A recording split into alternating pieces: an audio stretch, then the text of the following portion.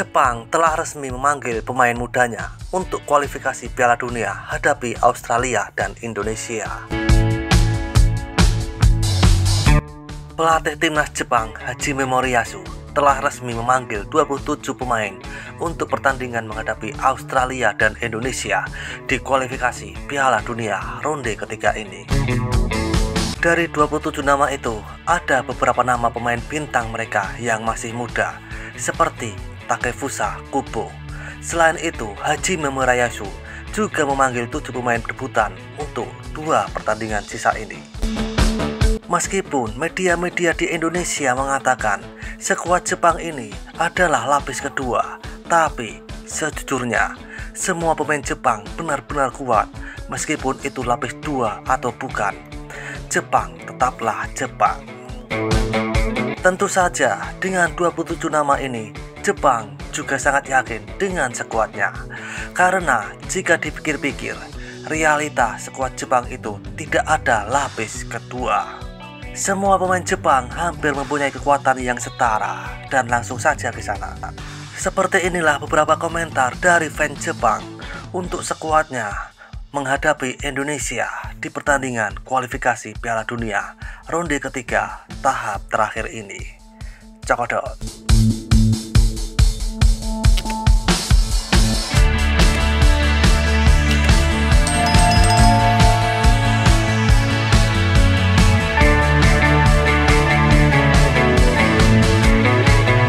Mereka, timnas Jepang, mungkin berada di level kedua, tetapi mereka berada di level yang lebih tinggi daripada Indonesia atau Cina. Apakah Anda meremehkan kami jika Anda mengatakan kami dianggap sebagai tim lapis kedua? Apa yang akan dilakukan Ketua Thohir apabila timnas King Indo, tim terkuat yang selama ini selalu pemainnya adalah pemain naturalisasi Belanda, mengalami kekalahan telak dari tim lapis kedua Jepang? Ini adalah tim yang kami banggakan, telah menghabiskan banyak uang untuk membangunnya, tetapi jika kami kalah di babak penyisihan, semuanya akan sia-sia. Sungguh lancang jika berpikir kami bisa menyusun tim terbaik melawan tim seperti divisi kelima Belanda. Jepang yang telah lolos dan Indonesia yang juga bertujuan untuk lolos berada di posisi yang berbeda menjelang 2 pertandingan tersisa. Jika mereka, Indonesia, tidak dapat memenangkan, mereka akan berjuang di dunia nyata.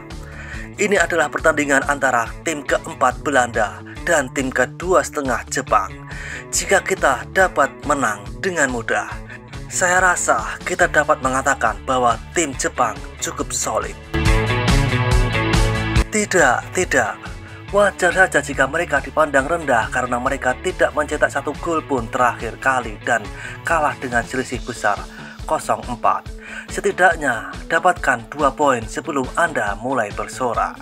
Selain itu, dari segi kemampuan tim kedua Jepang jauh lebih unggul dibandingkan tim pertama Indonesia. Anda terlalu meremehkan Jepang. Apakah Australia dan Indonesia mengincar serangan balik yang mengejutkan? Tetapi bahkan jika Indonesia menggunakan strategi yang mengejutkan, tampaknya akan mudah untuk menghancurkan mereka. Indonesia mungkin akan kalah atau kalah. Sejujurnya, bukankah Cina melawan Indonesia satu-satunya hal yang tersisa untuk dinantikan? Bagaimanapun juga, pemain tim nasional Jepang harus berhati-hati agar tidak cedera. Tidak sopan menyebut mereka atau tim kami tim ketiga. Bisakah Anda mengimbangi kecepatannya Indonesia? Indonesia juga seperti divisi ketiga Belanda dalam arti tertentu. Jadi itu bukan masalah. Meski begitu, jika Indonesia berfungsi sebagai sebuah tim, tidak akan mudah untuk menang meski memiliki pemain individu yang lebih unggul. Apakah Boichi tipe pemain yang akan menggunakan Sano bersaudara sekaligus sebagai gelandang bertahan ganda? Saya penasaran apakah mereka akan bermain melawan Garuda di kandang sendiri. Ini seperti pertandingan antara Kaisu dan Take. Tidak apa-apa untuk mengundang banyak pemain muda dan pemain J-Liga, tetapi tolong jangan kalah. Memiliki daftar pemain yang banyak membuat Anda sedikit terlihat sangat dapat diandalkan. Saya menantikan pertandingannya. Entah mereka sudah lolos ke Piala Dunia atau hanya pemain pengganti, saya tidak ingin melihat mereka kalah. Ini adalah kesempatan langka bagi anggota baru, jadi saya harap mereka melakukan yang terbaik. King Indo adalah lawan yang baik untuk uji kekuatan. Saya tidak berpikir akan ada banyak perbedaan kekuatan, karena anggota utama tetap menduduki posisi kunci. Itu benar-benar kelas kedua menakutkan, karena ini tim kedua. Wah, tim Jepang brutal sekali.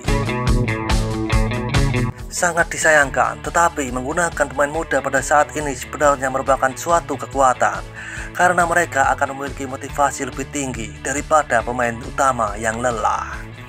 Akan sangat disayangkan jika kalah dari tim kelima Belanda. Pemain baru benar-benar bermunculan satu demi satu, bahkan susunan pemain awal Kaito Nakamura pun dipertanyakan. Generasi Blue Rock Jepang adalah salah satu negara yang paling suka berperang di dunia. Di Jepang tidak banyak perbedaan antara tim kedua dan yang lainnya. Semuanya tentang apakah mereka berfungsi atau tidak. Jadi saya pikir mereka mempertahankan pemain seperti Kubo, Endo, dan Nagatomo. Menurut saya akan lebih merepotkan bagi lawan jika runner up yang ingin unjuk kemampuan muncul daripada tim dengan anggota terbaik yang memutuskan bermain dan tampil apa adanya. Ini benar-benar tebal. Apakah ini Jepang? Saya kira demikian bagi pemain non-utama. Ini merupakan kesempatan terbesar untuk unjuk gigi, sehingga mereka akan bermain 100% dan memberikan seluruh kemampuannya. Tak heran jika para penggemar asal Indonesia merasa takut. Saya menantikan kelahiran pahlawan baru. Saya rasa pemain yang mencetak 10 gol di Belanda sudah cukup bagus untuk mencetak sekitar 3 gol di J1. Tapi jika mempertimbangkan pemain yang tidak menonjol di Belanda adalah pemain naturalisasi Indonesia, sepertinya ada perbedaan besar dalam kemampuan individu. Tidak mungkin Jepang yang menduduki peringkat 20-an FIFA dapat kalah dari negara yang menduduki peringkat 100-an. Aku menertawakan diriku sendiri karena mampu berkomunikasi dalam bahasa Indonesia. Jepang adalah Jepang, tetapi Anda bukan Indonesia lagi, pasukan Belanda lainnya. Indonesia pada dasarnya adalah tim lapis ketiga Belanda, jadi saya menantikan pertandingan yang bagus. Saya tidak yakin itu akan terjadi, tetapi jika Indonesia menang melawan Jepang dengan selisih tipis, saya benar-benar kesal karena akun Instagram pemain Jepang akan ditroll. Tidak seperti Indonesia, tujuan Jepang bukan hanya lolos. Nah, Sano ada di sana, dan mereka akan mampu menguasai bola di lini tengah. Jadi mereka seharusnya bisa mengalahkan Indonesia. Saya tidak tahu tentang Australia, hasil imbang lainnya kurasa. Dan seperti itulah kisah beberapa komentar dari fans Jepang untuk pertandingan menghadapi Indonesia atas skuad mereka yang dianggap hanya lapis kedua. Seruput kopi pahitmu dan isap nikotinmu, terima kasih.